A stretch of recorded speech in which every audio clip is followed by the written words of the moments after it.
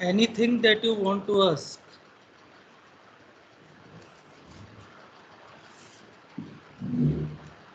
So we discussed process creation using for.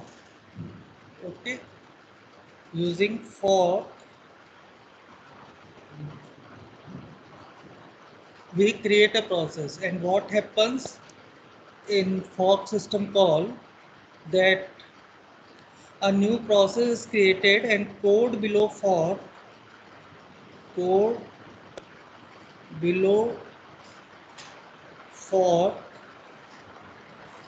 is copied to child process. Variables are also available to the child process with same values. Okay, and child can means if child does some computation on those variables, the values will be different for the child, but the address of the variable will be same. You can do this program also. You can do this program also. Okay, and using this you can draw different process trees. We can ask any code and we can ask you to draw the process tree corresponding to that code. Okay, and the system data segment or process table slot, system data segment PCB or process table slot, most of the things they are copied from parent to the child. Okay, like the important thing that we will consider, we will in pipe in further programs. अभी तो lab एक ही batch का हुआ है, दूसरे batch का file system का lab होगा, फिर दोनों बैच का पाइप पढ़ाऊंगा, मैं पाइप पढ़ाऊंगा नेक्स्ट वीक में. ठीक है, तो आप देखोगे actually list of open files जो है ना एक इम्पॉर्टेंट चीज है जो चाइल्ड को मिल जाता है. पेरेंट ने जो भी फाइल्स ओपन कर रखी है that is available to the child also. Okay, now fork तो हमारा कंप्लीट हो गया, प्रोसेस स्टेट डायग्राम हो गया, long term medium term short term scheduler हो गया, स्टेट ट्रांजिशंस कौन से पॉसिबल है, स्टेट ट्रांजिशंस और कब वो हैपन होते हैं, ये सब भी डिस्कस हो गया. फिर बाद में कॉन्टेक्स्ट स्विचिंग डिस्कस हो गया. ठीक है, तो 3.1, 3.2, 3.3 जो बुक से है या नोट से है वो सब कुछ डिस्कस हो गया. सिर्फ अब हमें ये डिस्कस करना रह गया है प्रोसेस में कि अब ये एलएस को कैसे एग्जीक्यूट करता है शेल, या आपने लिखा है सॉरी ls -l, तो शेल कैसे एग्जीक्यूट करता है इसे. ठीक है, सो अब ये हम डिस्कस कर चुके थे कि शेल इसके लिए क्या करेगा. It will create a new process, mean suppose this is shell code.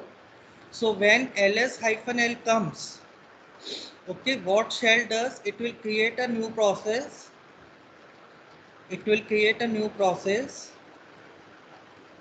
and in that process if id is equals to 0 is the code of the child process, else is the code of the parent process. So in the child process it will execute this ls-l. So for that the system call is execl. Execl. So in execl what you have to write, ls complete path name of ls you have to write /bin /ls comma ls comma -l comma 0. So could you explain this one more time so I didn't understand? Yes, Amok. Could you explain this one more time? I was unable to follow. Yes, actually in process 3.1, 3.2, 3.3, only this point is remaining. This point is remaining, that how shell executes these executables. Like you write dot slash a dot out. Then what shell does? Shell creates a child process, and what will happen when this line comes in the shell process? What will happen? Suppose this is shell process. Okay. So in the code segment, the whole code of shell is written. In the code segment, the whole code of shell is written. So that will be copied to the child, and data variables are copied to the child. ये child shell बन गया, एक तरह से ये child shell बन गया इस लाइन से, इस लाइन से ये child shell बन गया. Now what we want to do, we want to replace the address space of the child process. Address space means code and data segment of the child process with the code of this ls-l or a.out. We want to replace this shell code. Here shell code is there.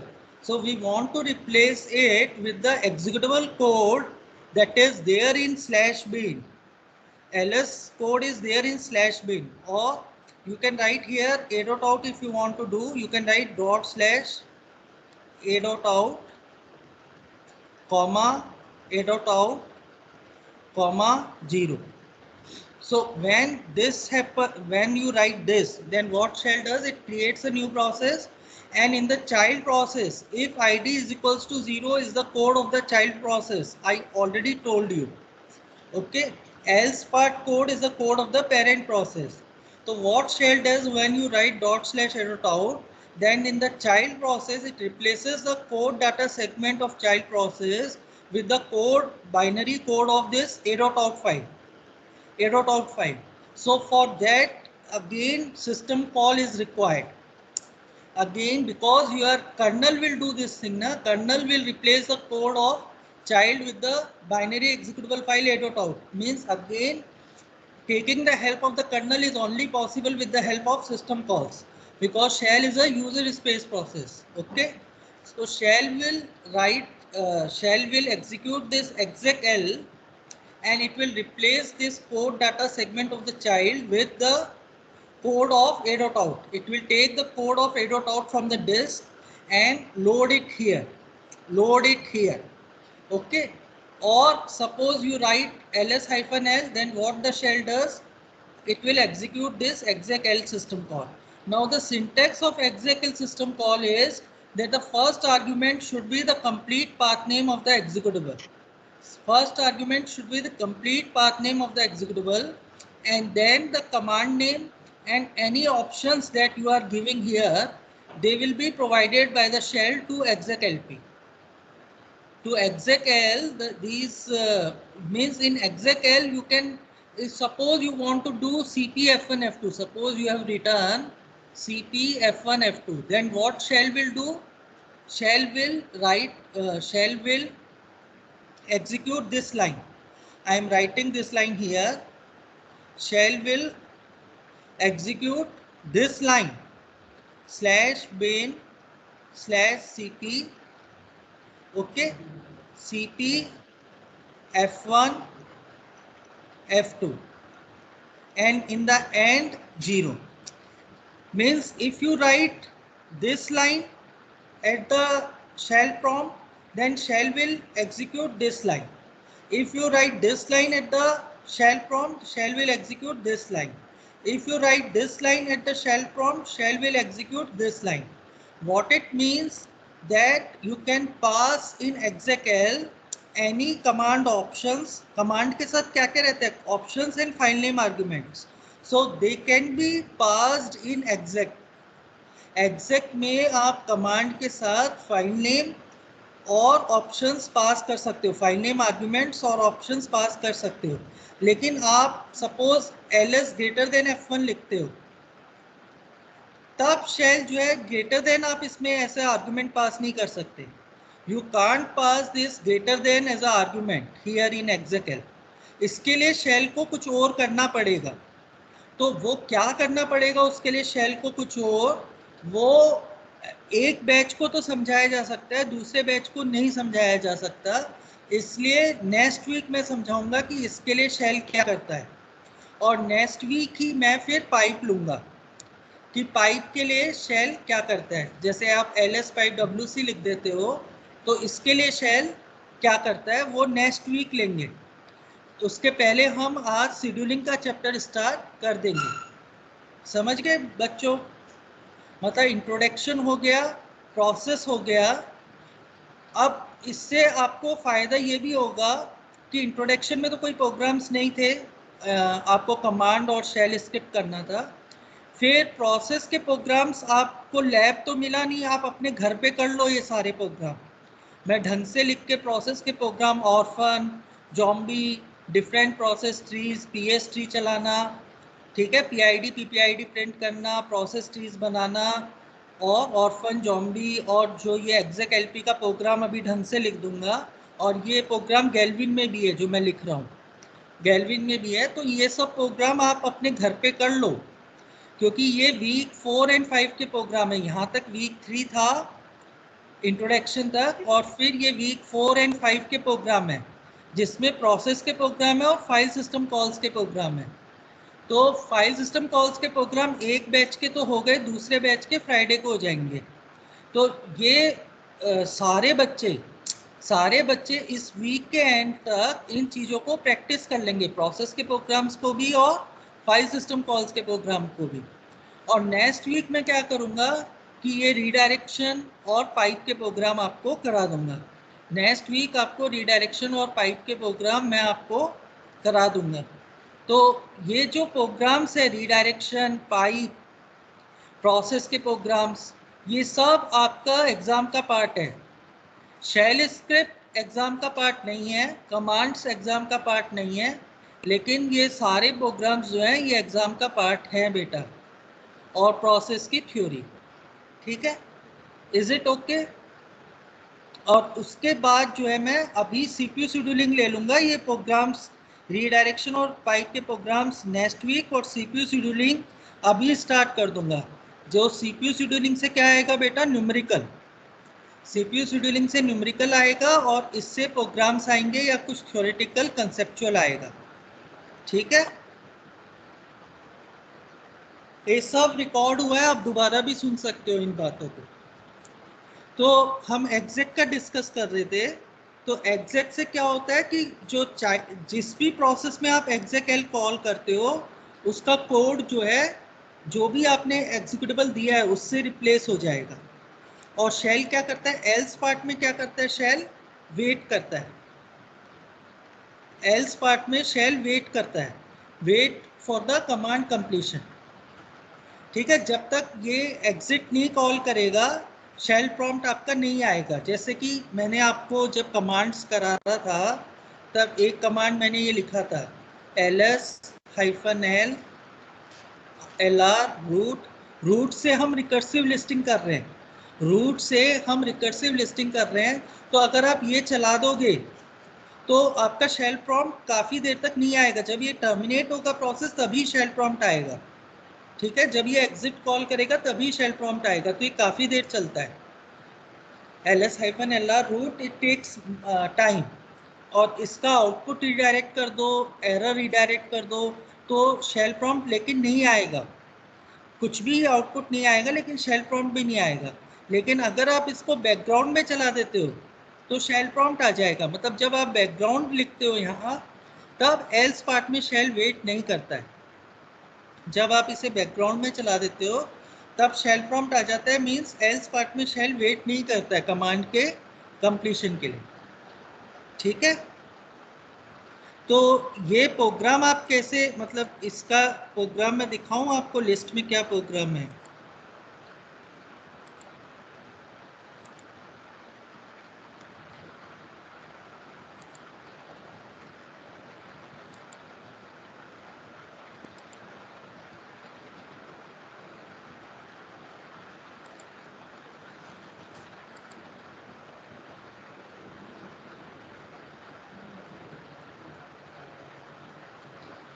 ये week 4-5 में देखो, ये तो आप अभी नहीं कर सकते, ये तो वो बच्चे कर सकते हैं ये फर्स्ट प्रोग्राम तो सिर्फ B2 वाले कर सकते हैं, सेकंड प्रोग्राम भी B2 वाले ही कर सकते हैं, थर्ड आप कर सकते हो, ठीक है, थर्ड ए भी कर सकते हो, बी मैं करा देता हूँ आपको चाहिए तो, सी का बात कर रहा हूँ कि write a program to execute binary executable file. D और ई आप नहीं कर सकते, डी नहीं कर सकते रीडायरेक्शन, ऑर्फन जॉम्बी आप कर सकते हो, ठीक है, ऑर्फन जॉम्बी आप कर सकते हो। फिफ्थ प्रोग्राम तो हम सेशनल के बाद ही लेंगे, फिर पाइप और रीडायरेक्शन जो है मैं नेक्स्ट वीक कराऊंगा, ठीक है। लेकिन अभी मैं आपको ये बताता हूँ, ये प्रोग्राम आप कैसे करोगे, ये प्रोग्राम आप कैसे करोगे, और ये प्रोग्राम आप कैसे करोगे, ठीक है, ये बताता हूँ तीन। पहले तो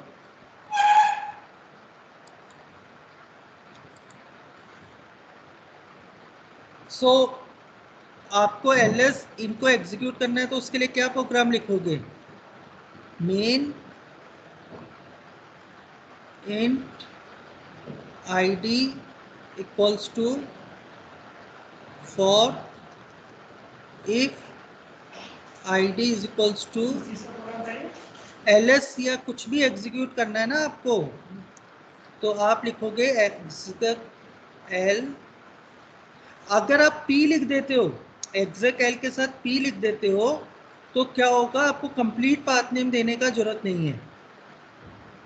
अगर आप p exec lp देते हो तो फर्स्ट आर्ग्यूमेंट में कंप्लीट पाथ नेम का जरूरत नहीं रहता, ठीक है। ls, सपोज आप ls हाइफन l एक डायरेक्टरी का करना चाहते हो जो आपके पास है उमा का, तो आप वो भी पास कर सकते हो। उमा के लिए ls हाइफन l करना चाहते हो, वो भी पास कर सकते हो, ठीक है। लास्ट आर्ग्यूमेंट जीरो रहता है, लास्ट आर्ग्यूमेंट आपका जीरो रहता है।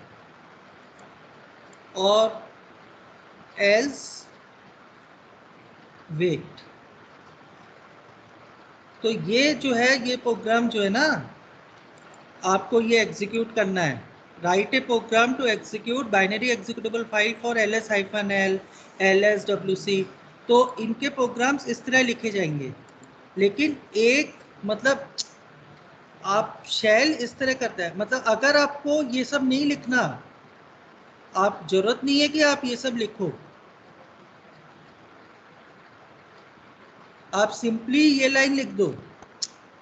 तो इससे सिंपली ये लाइन लिखोगे मीन्स आप क्या कर रहे हो, you are replacing the code and data segment of a dot out with the LS code, LS code से एडोट आउट। और नहीं तो आप क्या कर रहे हो कि you are creating one child of a dot out and a dot out is waiting for its completion, mean this program is in the way shell does this. यही प्रोग्राम आपकी बुक में दिया हुआ है, गैल्विन में ये सेम प्रोग्राम दिया हुआ है। ये प्रोग्राम क्या बता रहा है, शेल इसको कैसे करता है। लेकिन अगर आपको ls हाइफन एल के लिए प्रोग्राम लिखना है तो you can simply write this line also, single line program आप लिख सकते हो, तो वो वही आउटपुट देगा जो ये प्रोग्राम आउटपुट देगा, दोनों का आउटपुट सेम ही होगा, ठीक। हाँ, आप एडोट आउट को जब कंपाइल कर, सॉरी, इस प्रोग्राम को एक लाइन लिखा है, इस प्रोग्राम को कंपाइल करके एग्जीक्यूट करोगे, it will show you the output of ls hyphen l, it will show you the output of ls hyphen n, because in if you are writing in this way means you are writing in the shell way, ठीक है। Orphan zombie तो मैं बता ही चुका था। अगर आपको suppose ये वाला प्रोग्राम करना है कि दो, ये एक हमारा कमांड ये भी होता है कि आप जो है सेमी कॉलन से सेपरेट करके ये दे सकते हो, सेमी कॉलन से, ये भी कमांड्स में आप देखोगे, कमांड्स में दे रखा है कि यू कैन एग्जीक्यूट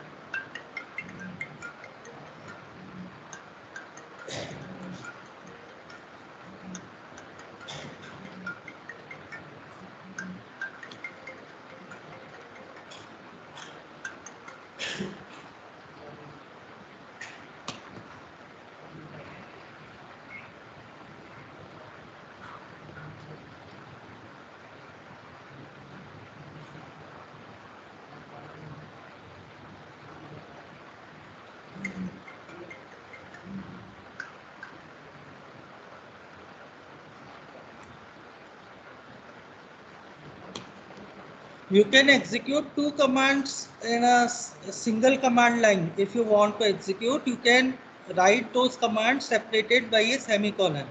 ये commands में first lab में करना मतलब कर सकते हो आप, फर्स्ट लैब के एक्सरसाइज में लिख सकते हो, ठीक है। जैसे आप दो काम करना चाहते हो, WC F1, ठीक है, word count and cat F1, ठीक है। तो ये इस तरह से आप दोनों कमांड एक साथ लिख सकते हो। तो इसके लिए प्रोग्राम क्या हो जाएगा, इसके लिए आपको दो प्रोसेस, क्योंकि एक प्रोसेस में एक ही एक्सेक आप लिख सकते हो, ठीक है। तो इसके लिए दो प्रोसेस आपको चाहिए होंगे।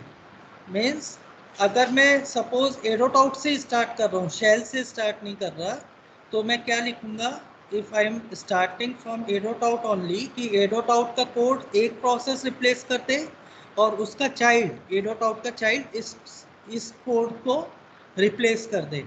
तो क्या लिखेंगे हम, id equals to fork if id is equals to 0 execute w, suppose I am writing here cat sorry wc, I will execute here wc f1 0, okay, id equals to for if id wc f1 0 else exec lp. If I write exec lp, I need not to write complete path name of wc or cat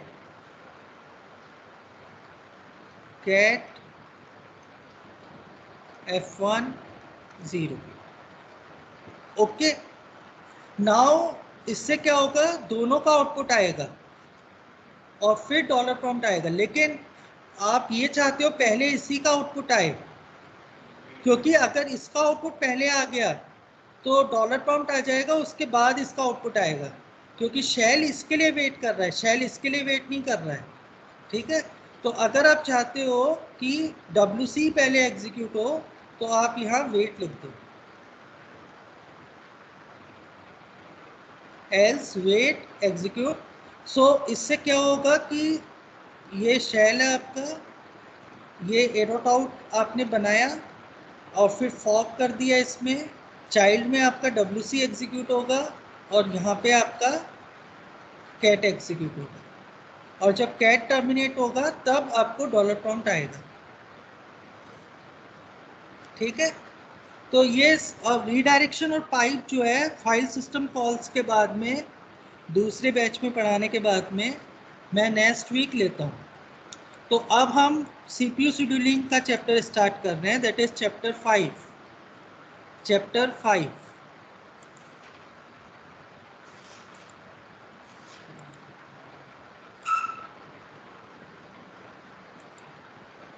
लेकिन इससे फ़ायदा आपको ये हो रहा है कि आप जो है प्रोग्राम्स प्रैक्टिस कर सकते हो, सारे प्रोग्राम्स, क्योंकि टाइम मिल गया ना रीडायरेक्शन के प्रोग्राम्स, पाइप के प्रोग्राम्स के लिए। तो आप थोड़ा ये सब न्यूमेरिकल चलेगा, तो इतने ड्यूरेशन में you can practice the programs and then if any doubt is there you can ask, okay. So CPU scheduling तो हम स्लाइड से ही ले सकते हैं, this is chapter 5 not chapter 6। Chapter 6 नहीं है बेटा, ये चैप्टर 5 ही है।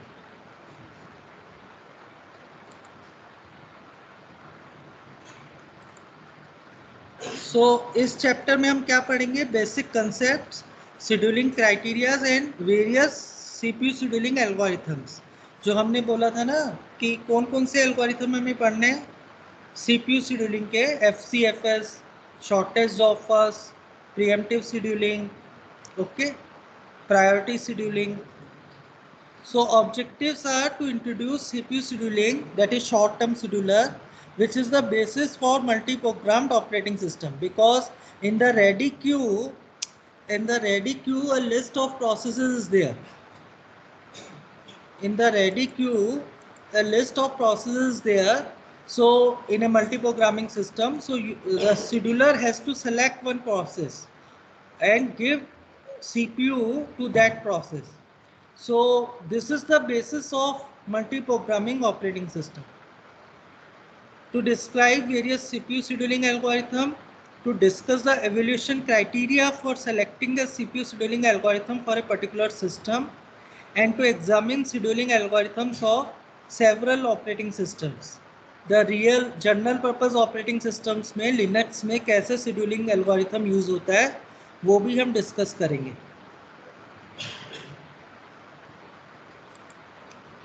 Now this slide shows you that what maximum CPU utilization obtained with multi-programming, and a process is a combination of CPU burst cycle and IO burst cycle. Okay, process execution consists of a cycle of CPU execution and IO wait. CPU burst will be there followed by IO burst. और ये मैं बता चुका, load, add, read, load, add, these are load, store, add, store, these are CPU instructions. Now read from file comes, then IO burst starts. It will wait for IO. Store, increment, index, these are CPU instructions. Then write to file comes, then again IO burst is there. Means if IO instruction is there, IO के लिए कुछ भी system call आएगा, then IO burst will be there. Otherwise जहाँ computations चल रहे हैं वो CPU burst है, ठीक है? And longer duration of CPU burst is there in case of CPU bound process, and shorter duration of CPU burst is there in case of IO bound process. In between successive IO burst. Okay. Now this CPU scheduler, short-term scheduler, has to select from the processes in ready queue one process from the ready queue and allocates the CPU to one of them. Now this queue, ready queue may be ordered in various ways. मतलब ये किस तरह से PCBs linked रहेगा processes का, P1, P2, P3 अगर ready queue में है, how their PCB will be linked to each other, that can be, that is actually decided by the CPU scheduling algorithm that we are using. Suppose we are using priority scheduling, तो क्या होगा कि P1 head पे रहेगा. If P1 has the highest priority,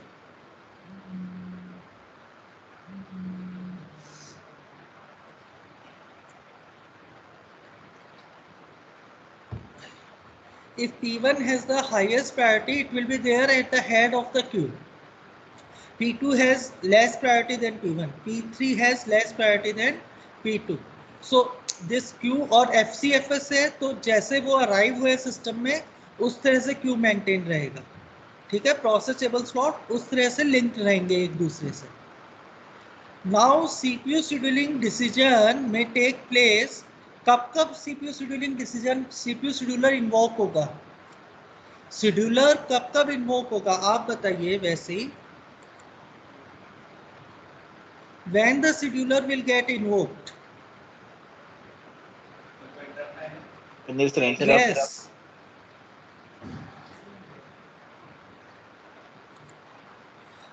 कब invoke होगा? देखो यहाँ पे ये हमारा रेडी स्टेट था, ये रनिंग स्टेट था और ये ब्लॉकिंग स्टेट था. तो सीपीयू शेड्यूलर कब इन्वोक होगा? जब यहाँ प्रोसेस टर्मिनेट हो जाए. रनिंग में टर्मिनेट, जब भी सीपीयू लीव करेगा प्रोसेस, प्रोसेस लीव करेगा सीपीयू को, करंटली रनिंग प्रोसेस लीव करेगा सीपीयू को, then only scheduler will get invoked. Short term scheduler will get invoked. Okay, तो ये कब हो सकता है? जब दिस प्रोसेस कॉल्स एग्जिट, जब ये टर्मिनेट हो जाए, ठीक है? फिर दूसरा हो सकता है इफ इट ब्लॉक्स इटसेल्फ, ये switching from when the running process switches from running to waiting state, या some process switches from running to ready state. अब कोई process running to ready state आया तब भी ये शेड्यूलर इन्वोक होगा. जरूरी नहीं है कि ये प्रोसेस चेंज करे. सपोज P2 ब्लॉक था, P1 रन हो रहा है, P1 टर्मिनेट हो गया तब तो पक्का स्विचिंग होगा क्योंकि CPU फ्री हो गया।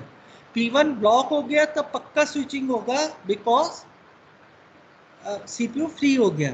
ठीक है, लेकिन अभी P1 रन हो रहा है और एक हार्डवेयर इंटरप्ट के कारण, किसी हार्डवेयर इंटरप्ट के कारण P2 सपोज प्रिंटर फ्री हुआ, उसने हार्डवेयर इंटरप्ट दिया, OS के पास कंट्रोल गया, ठीक है, और उसने P2 को रेडी स्टेट में स्विच कर दिया because now printer is available and P2 is waiting for the printer. Now it depends on the scheduling algorithm कि वो स्विचिंग करता है क्या। ठीक है, तो स्विचिंग फ्रॉम ये कौन सा हो गया, switching from waiting to ready, waiting to ready आएगा तब भी स्विचिंग हो सकता है। ठीक है, और switching to running to ready, running to ready कब होता है, जब हमारा टाइमर इंटरप्ट के कारण, तब भी स्विचिंग होता है अगर रनिंग से रेडी हो तो रनिंग से रेडी और वेटिंग से रेडी में स्विचिंग होती है, उसे हम कहते हैं प्रीएम्प्टिव शेड्यूलिंग एल्गोरिथम। और इन दोनों को कहते हैं, जहां मैंने राइट लगाया है that is non preemptive scheduling. Non preemptive क्योंकि non preemptive means we are not taking forcefully CPU from a process, we are not taking CPU forcefully from the running process, that scheduling is non preemptive। अगर 1 और 4 में ही switching हो रहा है that means that is non preemptive और all other scheduling is preemptive। मतलब आप waiting से रेडी में कर रहे हो switching means it is a pre-emptive क्योंकि आप फोर्सफुली उससे ले रहे हो CPU। आप जो है ना 10 टाइम यूनिट्स के बाद फोर्सफुली CPU ले रहे हो और दूसरे प्रोसेस को दे रहे हो जो नेक्स्ट प्रोसेस है रेडी क्यू में। राउंड रॉबिन शेड्यूलिंग खुद ही प्रीएम्प्टिव शेड्यूलिंग है क्योंकि आप उसका CPU बर्स्ट कंप्लीट नहीं हुआ ना, P1 का CPU burst suppose 50 time units का था, 50 टाइम यूनिट्स का था, लेकिन बिकॉज आपका शेड्यूलिंग एल्गोरिथम ही प्रीएम्प्टिव है तो आपने 10 टाइम यूनिट्स के बाद ही CPU उससे ले लिया। ठीक है, और नेक्स्ट प्रोसेस जो भी रेडी क्यू में है सपोज P2 P3 उनको CPU देते गए। So switching from waiting to ready is also preemptive and running to ready, running से रेडी में आया, अब इसका प्रायोरिटी ज़्यादा था, सपोज आप प्रीएम्प्टिव प्रायोरिटी यूज़ कर रहे हो, इसका प्रायोरिटी P1 से ज़्यादा है तो आप CPU P2 को दे दोगे, P1 से P1 को रेडी स्टेट में स्विच कर दोगे, P1 को रेडी में स्विच कर दोगे और P2 जो न्यूली रेडी प्रोसेस बना है due to availability of the printer but its priority is more than P1, so you are giving the CPU to P2 and taking forcefully CPU from P1, taking forcefully CPU from P1 that is preemptive।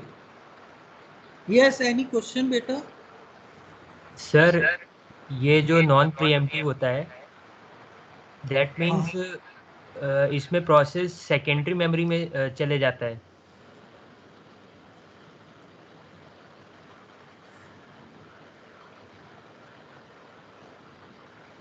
Process block होगा तो secondary memory में नहीं जाता है बेटा, process block होता है तो सेकेंडरी मेमोरी में नहीं जाता है, और रेडी स्टेट में भी प्रोसेस रहता है तो सेकेंडरी मेमोरी में नहीं जाता है, सिर्फ स्वैप आउट स्टेट में सेकेंडरी मेमोरी में जाता है प्रोसेस, क्योंकि स्वैप पार्टीशन होता है डिस्क पे, जो मैंने आपको मतलब डिस्क बताया है लैब में ढंग से बताया थोड़ा, तो डिस्क पे मैंने फाइल सिस्टम बना के दिखाया था, ये तो क्लास में भी दिखाया था कि boot block, super block, inode table, data area, ऐसा फाइल सिस्टम मैंने क्लास में भी बनाया, लैब में भी बनाया। लेकिन बेटा जो स्वैप पार्टीशन होता है उस पर ये सब नहीं होता है, स्वैप पार्टीशन पे कोई भी फाइल सिस्टम नहीं होता है, कोई भी फाइल सिस्टम क्यों नहीं होता है, क्योंकि हमें उस पर फाइल सिस्टम चाहिए ही नहीं, फाइल वो मैं लैब में समझा दूंगा या अभी समझाऊं? सर लैब में नहीं, मतलब ये इधर समझाया जा सकता है क्योंकि ये तो मैंने सभी को बच्चों को बताया कि फाइल सिस्टम होता है मीन्स कुछ टेबल्स होता है। ठीक है, तो एक्चुअली जो स्वैप पार्टीशन होता है ना, आप कभी भी डीएफ करके देखना, डीएफ कमांड चला के देखना, आपको एक पार्टीशन स्वैप पार्टीशन दिखाएगा। ठीक है, तो स्वैप स्पेस में क्या होता है, कोई फाइल सिस्टम नहीं होता। फाइल सिस्टम क्यों नहीं होता? क्योंकि फाइल सिस्टम होता है तो चीज़ें स्लो होती है, मतलब डायरेक्टली मेमोरी, ये जो भी आप ब्लॉक रीड करते हो, ये मैंने लैब में बताया कि आपका प्रोसेस कोई भी ब्लॉक रीड करता है, पहले वो कर्नल स्पेस में जाता है मेमोरी में, पहले मेमोरी में कर्नल स्पेस में जाता है, कर्नल स्पेस से यूज़र स्पेस में जितनी बाइट्स चाहिए वो रिटर्न होती है, ठीक है। लेकिन जो स्वैप पार्टीशन होता है उस केस में कोई फाइल सिस्टम नहीं होता, और आपका जो ब्लॉक है, जो भी ब्लॉक आपने स्वैप आउट किए पेजेस, एक्चुअली सिस्टम्स में पेजिंग यूज़ होती है, तो पेजेस जो भी स्वैप आउट किए हैं वो डायरेक्टली यूज़र स्पेस से इधर जाते हैं, इधर से इधर आते हैं, मतलब डायरेक्ट होता है, थ्रू कर्नल नहीं होता। उसमें बफरिंग कैशिंग कोई कंसेप्ट नहीं होते। अगर फाइल सिस्टम होगा तो बफरिंग कैशिंग ये सारे कंसेप्ट पिक्चर में आते हैं। ये सब आप फाइल सिस्टम के चैप्टर में देखोगे थ्योरेटिकली, लेकिन लैब के कारण मैं अभी बता देता हूँ आपको कि ये स्वैप स्पेस एक ऐसा स्पेस होता है जिसपे कोई फाइल सिस्टम नहीं होता, ठीक है, क्योंकि इसको इंफॉर्मेशन मेंटेन करने का जरूरत नहीं है in terms of files. Process की इंफॉर्मेशन हमें मेंटेन करने की जरूरत नहीं होती इन टर्म्स ऑफ फाइल्स, और हमें फास्ट ट्रांसफर चाहिए होता है। जो पेजेस स्वैप आउट होते हैं, स्वैप इन होते हैं, वो फास्ट चाहिए होता है। तो फास्ट तभी होगा जब कोई फाइल सिस्टम नहीं होगा, ठीक है। तो ब्लॉकिंग स्टेट में आप समझ गए कि ब्लॉकिंग स्टेट में या रेडी स्टेट में जब प्रोसेस होता है तब वो मेन मेमोरी में रहता है, स्वैप आउट स्टेट में वो सेकेंडरी स्टोरेज पे जाता है, स्वैप पार्टीशन में। But this preemptive and non preemptive is clear to you?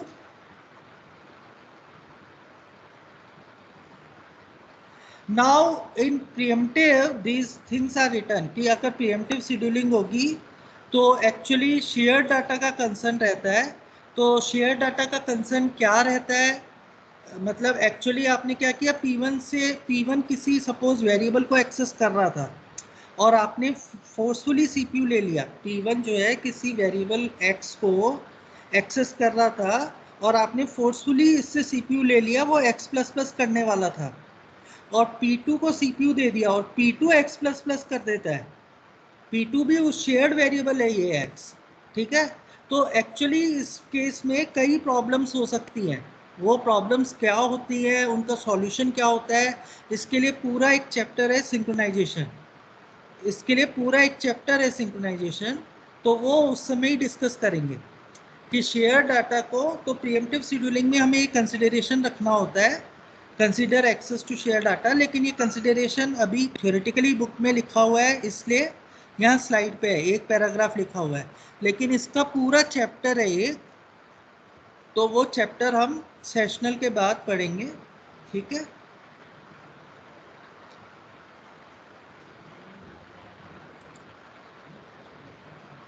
Now the next slide is dispatcher. So dispatcher module क्या करेगा, मतलब डिस्पैचर मॉड्यूल जो होगा सीपीयू शेड्यूलर का, शॉर्ट टर्म शेड्यूलर का, it this module gives control of the CPU to the process selected by the short term scheduler. This involves context switching. context switching करना पड़ेगा अगर process switch कर रहे हो तो। context switching means saving the state of previous process from CPU registers to its PCB and reloading the state of the next process to be run on CPU from memory to CPU registers. Okay, so that is context switching. तो ये dispatcher module जो है CPU scheduler का, वो context switching करता है, user mode में switch करता है नेक्स्ट प्रोसेस को, और प्रॉपर लोकेशन पे जंप करता है उस प्रोग्राम के टू रिस्टार्ट दैट प्रोग्राम। मतलब अगर P1 से P2 स्विच हुआ है तो सबसे पहले कॉन्टेक्स्ट स्विचिंग होगा, P1 का सारा CPU रजिस्टर्स का वैल्यू PCB में सेव होगा, P2 का सारा PCB का वैल्यू CPU रजिस्टर्स में सेव होगा, फिर यूज़र मोड पे स्विच करोगे आप इसको स्टार्ट करने के लिए प्रॉपर लोकेशन से, प्रोग्राम काउंटर की वैल्यू के अकॉर्डिंग इस प्रोसेस को स्टार्ट करोगे। और टाइम जो लेता है डिस्पैचर उसको हम कहते हैं डिस्पैच लेटेंसी। जो टाइम डिस्पैचर लेता है इसमें ये सारे चीज़ों में, उसको कहते हैं डिस्पैच लेटेंसी, ठीक है।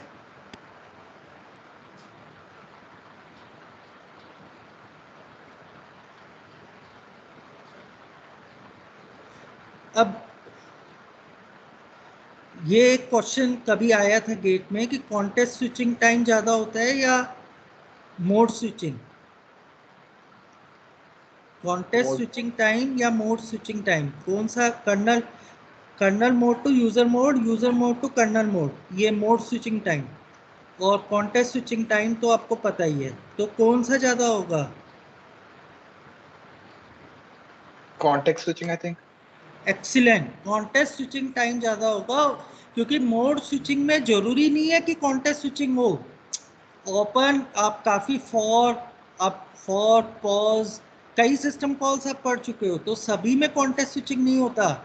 लैब वाले तो ओपन रीड राइट क्लोज भी पढ़ चुके हैं, तो कॉन्टेस्ट स्विचिंग नहीं होता उसमें। तो और कॉन्टेस्ट स्विचिंग टाइम में मोड स्विचिंग तो आएगा ही आएगा। कॉन्टेस्ट स्विचिंग तभी होगा जब मोड स्विचिंग होगा, ठीक है। तो मोड स्विचिंग तो कम टाइम लेगा as compared with the context switching, और कॉन्टेस्ट स्विचिंग तभी होगा जब मोड स्विचिंग होगा, ठीक है। नाउ अब हम सारे सीपीयू शेड्यूलिंग एल्गोरिथम स्टार्ट करेंगे, first come first serve, shortest job first, priority, round robin. लेकिन उनको जज कैसे करेंगे? इन फैक्टर्स पे कि सीपीयू यूटिलाइजेशन कैसा है उस पर्टिकुलर एल्गोरिथम का, कि कितना वो बिजी रखता है सीपीयू को। Throughput means number of processes that complete their execution per time unit. Turnaround time, amount of time to execute a particular process from starting to completion. Waiting time, amount of time a process has been waiting in the ready queue. And response time. Mainly ये दो time हम हर case में, हर numerical में ये दो time हम compute करेंगे, जैसे कि P1, P2, P3। अब वो एग्जांपल से आप देख लोगे, ठीक है। लेकिन रेस्पॉन्स टाइम भी हम कैलकुलेट नहीं करेंगे, लेकिन ये इंपॉर्टेंट टर्म है कि amount of time it takes from when a request was submitted until first response is produced, not the output. Important for time sharing environment, interactive systems. This response time is important for interactive systems. मतलब response time का meaning क्या है कि first output कितनी देर में देता है। Waiting time का मीनिंग है कि टोटल वो एग्जीक्यूशन में कितनी देर वेटिंग क्यू में रहता है।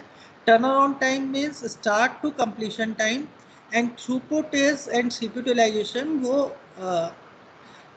ये तो सीपीयू यूटिलाइजेशन तो हमें अच्छा होना ही चाहिए, और throughput means number of processes executed per unit of time. तो ये सारे पैरामीटर्स को हम हर शेड्यूलिंग एल्गोरिथम में जज करेंगे, जो जो पढ़ेंगे ना शेड्यूलिंग एल्गोरिथम्स, इनको जज करेंगे। तो हम चाहते क्या है? Maximum CPU utilization, maximum throughput, minimum turn around time, minimum waiting time, minimum response time. So this is your first scheduling algorithm, first come first serve. तो ये बिल्कुल सिंपल है, सिंपल टू इम्प्लीमेंट भी है कि जैसे जैसे प्रोसेस आते जाए सिस्टम में उसको रेडी क्यू में रखते जाओ। Means to implement this algorithm is simplest okay. Implementation इसका सिंपल है। तो सपोज 3 प्रोसेसेस आपके सिस्टम में आए इस ऑर्डर में, these 3 processes arrived into the system in this order at time 0. At time 0 all these 3 processes arrived, and CPU burst time of P1 is 24, P2 is 3 and P3 is 3, ठीक है। अब numerical में इस तरह के numerical भी करेंगे हम कि उसके बाद IO बर्स्ट हो सकता है, फिर अगेन CPU बर्स्ट हो सकता है, लेकिन अभी सिंपल स्टार्ट कर रहे हैं, सिंपल न्यूमेरिकल कर रहे हैं कि ये इस ऑर्डर में सिस्टम में आए हैं। तो इसका टर्न अराउंड टाइम और वेटिंग टाइम निकालने के लिए what we do, first of all we will draw this Gantt chart. अमन गोला, गैंट चार्ट सबसे पहले बनाएंगे। टर्न अराउंड टाइम और वेटिंग टाइम कैलकुलेट करने के लिए we will first draw the Gantt chart. So in Gantt chart we will write this that P1, क्योंकि because this is FCFS scheduling, first come first serve scheduling, and these processes arrived in this order, ठीक है। तो first P1 will run on CPU for 0 to 24 time units, ठीक है। Then up to 27 time units P2 run on CPU, then up to 30 time minutes P3 run on CPU. Now what is the waiting time of P1? 0. What is the waiting time of P2? 24, because it arrived at time 0. Okay. And what is the waiting time of P3? 27.